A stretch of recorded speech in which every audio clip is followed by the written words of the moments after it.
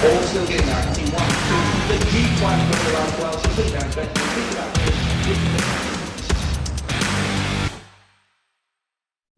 G'day punters, welcome back to the MacBet post-operation video where we take a look back at the Brisbane Metro meeting from Saturday. We'll be reviewing the Gold Coast today, but joining me as always, the boys Tom Henjak, Johnny Mcleod. John's upgraded, he's got a chair there.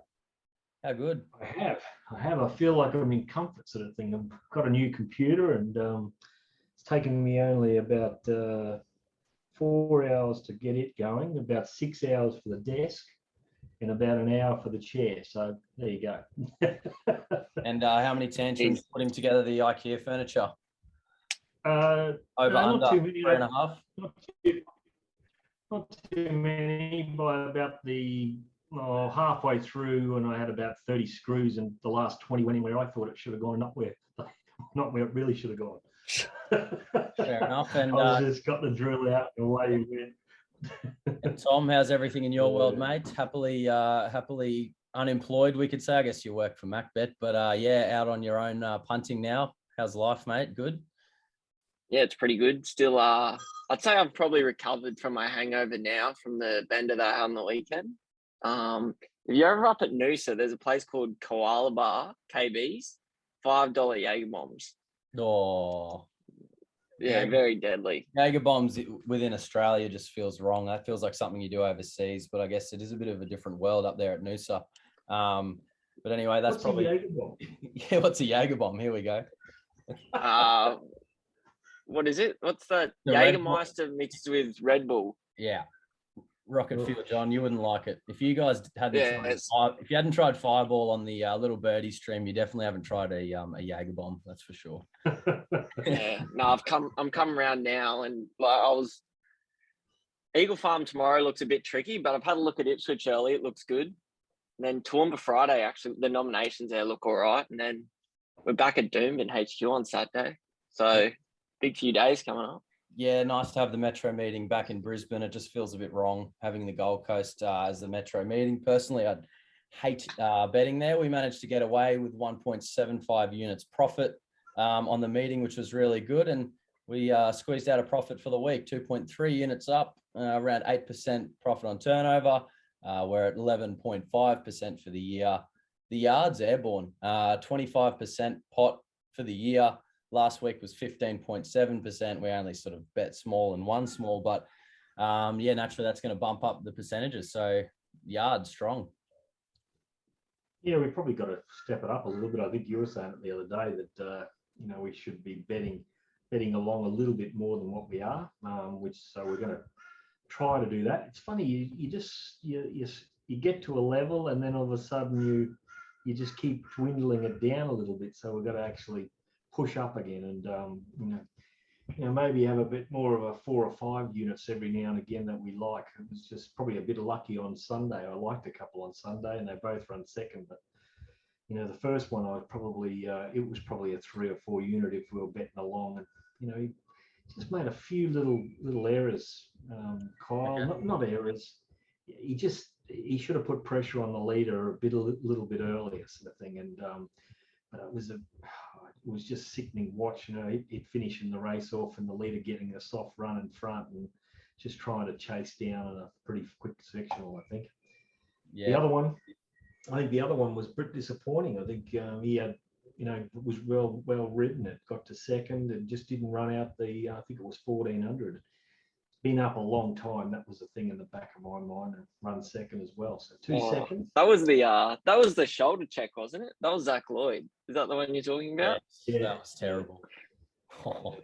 Yeah, I think John already said it probably didn't cost him the race, but it's not a good look. And for him to do that and then suddenly roll onto the fence and then have to change whip hands to get him back off the fence, because I think that kind of lane 3, 4, 5 is where you wanted to be. It didn't really look good, but I don't think it made a difference to the result.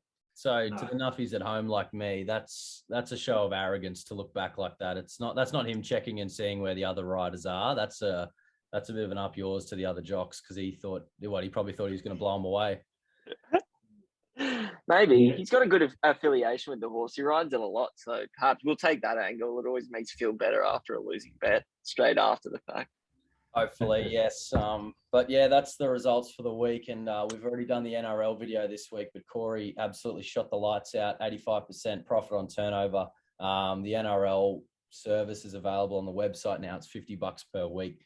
That's red hot mail at the moment. So get involved there, guys. But yeah, we'll be reviewing the quaddy legs from the Gold Coast as usual, and we'll get a couple of runners to follow from the boys. But guys, how do you think the track played there at the coast?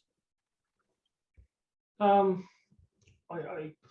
inside part was no good, that's for sure. A lot of them didn't go there. Probably after about races 3 or 4, they started to get away a little bit. But it's pretty much the same as what it always is down there when there's a little bit of rain around, or there has been rain around. They start to get away from the inside part of the track, and that was the case.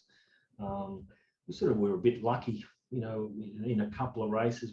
We by the time, we're not lucky, because later in the day you're sort of suggesting or thinking that they'll know that the fence is off, and they'll all drift off those leaders and get out to the right part, and then it makes those back markers or midfield horses have to come to the wrong part of the track. So everything pretty much worked out quite well, from the second half of the meeting. Yeah, definitely agree there. The Saturday Metropolitan meetings when they're away from Brisbane always play a little bit funny for mine. And I know we probably haven't been staking as high as we probably would have last year for the time being. But I just think with all the wet weather around and the different kind of tracks, there's been a lot of polyform feeding into meetings. You just can't go into meetings with a lot of confidence. And yeah, you just don't want to be staking up just for the sake of staking up anyway. You've got to be confident. But I do think with dry tracks coming up now and the form kind of consolidating itself, we can be a bit more confident in the next few weeks, that's for sure. Yeah, it's exciting. Yeah. Love having a big bet, and if you're not sweating, you haven't had enough on. So Max played 10 units. We probably haven't seen one of those for a little while. So hopefully we can bring the 10-unit bet back out of retirement. And let's hope it hits the line as well. But we'll be back in a sec to review the Gold Coast. Thanks. All right, let's take a look at race 6. Tom's going to review the race, and then he's got to duck off to his Pilates. So we didn't have any bets in the morning, but Tom did he sprinkled a couple of 0.25 unit bets on Refuel, Honky Tonk Diva, and even now all around, well past that $10 mark. She's got the boom. The odds on Pop did win the race here. Yep, so she's got the boom, ends up leading the race as she normally does. They go, 1.3 lengths fast to the 600 and come home in pretty ordinary time, but she's pretty progressive, this 2-year-old filly. I was just kind of happy to play against her at the price. I think she got into about $1.45 at one stage on the fixed odds earlier in the day, and I just thought that was far too short for a horse that was going into a $500,000 race and can do a bit wrong in the run. So running out a strong 1200 was always probably going to be a bit suspect for me. But as I said before, she's pretty progressive. She's going hard in front, has got a little bit of a breather around the bend there, but it's kind of holding them on the line. Not really sure on the opposition chasing it, to be honest. There's a few on debut, like the second horse is from North Queensland. The 5th horse, Kendrick's one, was on debut in the worst part of the track, but whatever they put in front of her, she manages to get the job done, and she was able to do that here. I'm not sure where any of them really go to from here either, but it's not really a form one that I'll be following with any confidence, that's for sure, especially with her SB profile. You're probably not going to get any spoils in the price next time around either. Yeah, she didn't. Just looking at these last 3 sectionals, and the 4 to the 2 was pretty terrible, so that's where she got away with a little bit of murder going around there. That, it may be that, they might have got the sectionals wrong there because they're so far off the fence, and it might not be as bad as that. But, she's gone 2.8 slow from the 4 to the 2. So she's had they haven't put any pressure on her early or anything because she didn't push the button early. So, didn't really grab you in the yard, this horse, just playing up a little bit. I think you asked me, Tom, what she looked like, and I thought, there's one of 5 horses that looked okay without being flash. You know, she's no star to look at.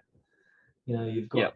you've got a horse like Better Rain who's tried to put pressure on it the whole way and kept on fighting to the line. And you know, Better Rain's no star, and even now, you know, it's won a race at Toowoomba, so I don't think there's going to be too much form coming out of this race. Yeah.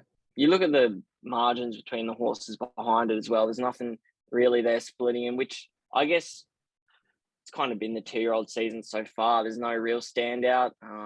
Really does come back to who's probably got the best run in transit on most occasions. And as John said, I was just kind of happy to play at the odds. She is a filly that does get very stirred up in the yard. So if she wants to go to that next level, she definitely has to sort that out going forward. Race 7 here from the Gold Coast on Saturday. We didn't have any bets from the yard, but we had 1 unit fixed on She Can Sing in the morning at the $5 quote. I got backed into about $4.20 and hit the line in the Costa red and black colours.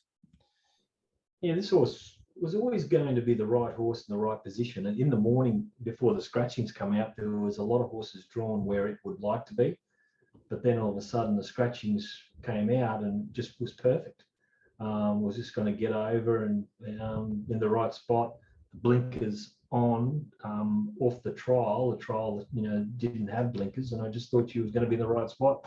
I originally was going to invest a little bit more in this race and have something on more on She Can Sing and have 1 unit on Kisakano, but Kisakano sort of dropped in pretty short, you know, from Thursday, Friday, they backed it, and sort of that was a bit sickening for me because I thought this is a lovely race to be on both. You know, thank God She Can Sing got down windside, which did a good job because the sectionals proved that you know, the last section was very good and it was a hard to make ground, and She Can Sing was just good enough to get down windside.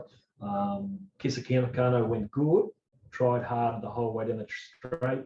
You know, had a good trial or good fitness test in a trial, so it went quite well. Bad Barista, I've been against this horse of late, or its last 2 runs. Prior to that, it was going good. Now, it's chased really good down the outside there, you know, especially considering the sectional. So it's gone quite good. But I thought She Can Sing and Kisakano were just the right horses, and they worked out that way. Race 8 of the Gold Coast, no bets from the yard. We had 1 unit on Prince of Boom, BSP. I think the Corp starting price is around $2.15, so you're getting a little bit better there on Betfair in the blue silks with the orange sleeves. Yeah, I thought Prince of Boom was a pretty much good thing if it just went to its last start, but it's had a throat op, and whether they come back or they go better second up, that's the question mark. First up, they go good, but in this, if I would have known that he was able to find the lead, I would have put more on this. But I thought there was a few horses around it that was going to show some good speed, and it may have been able to get to about 3rd or 4th and then come out. Now, breathing horses or breathing problem horses, if they got a restrain or they stop-start, they're in trouble. But you know, Thompson O'Orman just rode this perfect. He come out a little bit slow. He pushed. He found the lead like he did the other day at Toowoomba, and let him roll along. They go on about nearly 3 lengths fast and got home 1.5 lengths fast. You know, so he just ran them off their legs. But that's the way he's going to have to ride it all the time. Just let it roll, let it run time, and see if the others can pick it up. And this time he was able to get away with it. You know, over the carnival, it's going to be interesting whether something comes out or shows really good speed and crosses it, because as I said, it doesn't come out of the gates real quick. It just might be a little bit of a worry, you know, on, you know, especially the 1200 meter races. I think, you know, the horse might get 1300. You know, Prince of Booms, they're a little bit not Prince of Booms, what are they called? Sorry? Booms. Yeah, they're just a little bit, you know, suspect over the 1400, or definitely suspect over the 1400. So 1300, you know, might be okay. 1200 is good if there's no attackers. Race 9, not a betting race for us. John, I know you were talking about maybe throwing something on Tumbler Ridge from the yard, but ended up smartly deciding against that. Derulo won here, Pink Silks. I think we've backed this one before as well. Yeah, we've been on this up at Caloundra one day, and trialled okay. I thought it might have needed the run, but we needed just one more run. One, second up might have been okay, but it was, he's got it fit, got into the right spot. Tumbler Ridge, I dropped off it just because I was thinking all the horses, as I said before, all the leaders were getting out to the right part of the track and they were running time and they kept going. And whereas Tumbler Ridge was always going to be back in that second half of the field and maybe forced into a bad position, and what actually happened was he tried to stay in the right position, but he never got any runs, or it was a bit stop start and straight, and he's still going okay. I wouldn't completely rule him out next time, but he just needs a little bit of luck. Tumbler Ridge, he's been finding midfield back, and as we've always said, a lot of luck is needed for those type of horses. Away from him, Master Jamie fought on okay. Cracker SG was in the right spot at the right time, just didn't really, just plugged away. F Troop was off the track. He didn't go too bad. He went better than I thought he probably could go. He's gone okay. And as I said, Tumbler Ridge was just he was in the right spot, but just never really got to crack him too much. All right, that concludes our post-operation analysis of the Gold Coast meeting from Saturday. Obviously, we've dropped Tom. So, John, you got 2 runners to follow here out of race 3 and race 7. Yeah, I'm sticking with this horse, Linthorpe Lad. I just think the horse looks quite well in the yard, and he's holding together quite well, and he just got pushed, into the wrong positions, the whole race. When he took off, they all just jumped on the inside of him, and he just got wide, and he tried to make a dash at him, and he just ran out of steam. And I think the horse is going good. He just needs to draw quite well next time and just suck up around about 5th or 6th on the fence, and he'll go well. So it's one of them. The other one is she's got a what's it called? She Can Sing. Yeah, I just think that it's a horse that can position itself in the right spot all the time. It's got enough speed, and the sectionals that it ran was good, and it was very solid. And I think she'll improve, and she might step up 1 or 2 classes here this year. And it's not out of the question she might feature in a couple of the carnival fillies and mares races, because she's got a little bit of class, and as I said, she ran the section, so She Can Sing. All right. So She Can Sing from race 7 and Linthorpe Lad from race 3 there at the Gold Coast. There's a massive week ahead for us. We've got Eagle Farm on Wednesday tomorrow, Ipswich Thursday, Toowoomba Friday, Dooman and Gold Coast Saturday, Sunshine Coast Sunday. So, action-packed week for us. If you're thinking about subscribing, guys, now's probably a great time for a weekly. You're going to get an extra meeting there. That includes our early bets in the morning, and then all of our updates from the yard, which is, we're winning at 25% for the year. So, I don't think we'll be at I don't think we'll be Friday at Toowoomba, but I'll be Wednesday, Thursday. I think Tom will be both of them as well. Yep. Sunday I'll be definitely up at the Sunshine Coast this week, and then we'll be back to normal on Saturday. I think Saturday's doomed, and I think Tom and you might come down, and then it's really great with the BTC. They've given us a box for the rest of the season. Not over the carnival, but they've given us a box, and we're going to be able to do a few videos, and maybe one will come out on Friday. I think Friday morning we'll be doing a video. I think they might be calling it the Get Out Stakes. We're going to be doing the last race all the time, and but it's going to be something like that. And then at Eagle Farm, they're giving us a room down there, so we're going to be able to set it up. There's a few lounges in it, so it's really, it's great to see what the BTC is doing. They're trying to look after the punters, and there's some room for a fair few, and it's going to be great.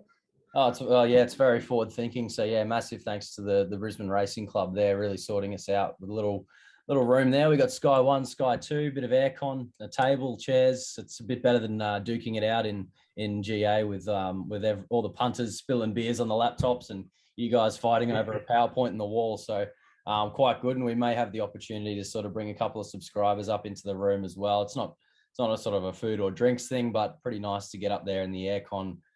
With a great view of the track, especially if you want to have a bet in play. Yeah, it's not out of the question. We could get a few drinks and do all that sort of stuff. We just have to plan on that. But yeah, there's a few. As I said, the BDC are planning on a few different things, and Nathan X will be putting it all together, and I think it'll be really good. They're going to be able to put the video on social media and maybe on the big screen throughout the day, so everyone will be able to get the last tip of the day. Big screen's huge. We'll be able to gauge the reactions of the punters from up in the box, and we'll also watch and see how they're feeling after the race, depending on the result. But thanks for your time. Thanks for your time, John, and your insights as always. We'll hear from you next week. Beauty. Thanks, James.